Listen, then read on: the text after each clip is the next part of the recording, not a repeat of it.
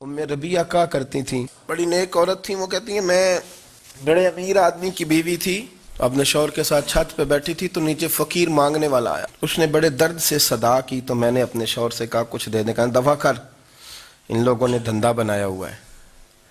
کہتی میں میکے سے بھی بڑا مال لے کے آئی تھی، میرے ماں باپ بڑے امیر تھے تو میں نے چوری اپنے خامہ سے نظر بچا کے باتھ روم جانے کے بہانے گئی اور نیچے جا کے 5 دینار میں نے اس فقیر کی ہتھیلی پہ رکھے۔ کہتے اس نے 5 دینار دیکھے، پھر میری طرف دیکھا تو میں نے اس کی آنکھوں میں آنسو چمکتے دیکھے۔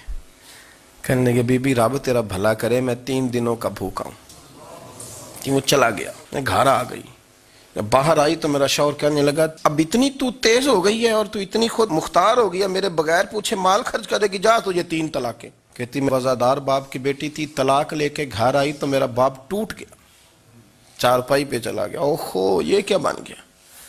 کہتی بڑی تکلیف رہی، 1-2 سال کے بعد میرے ابا نے میری شادی کر دی۔ اب جس شوہر کے پاس گئی وہ بڑا نیک تھا، پرہیزگار تھا، اللہ نے بہترین صلہ دیا۔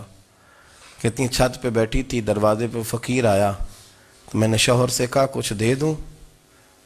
کہنے لگا 5 نہ دینا، 15 دینا، 20 دینا، میں فقیر ہوں، میں نے فقر سے دولت دیکھی ہے، اسے خالی نہ لوٹانا۔ کہتی ہے کہ میں نیچے گئی اور جب میں نے اس کی طرف دینار بڑھائے تو میری چیخ نکلی، پیسے پھینک کے میں بے ہوش ہو کے گری، میرا شوہر نے آ کے اٹھایا، اندر لے گیا، پانی منہ پہ چھڑکا، کہنے لگا تجھے کیا ہوا؟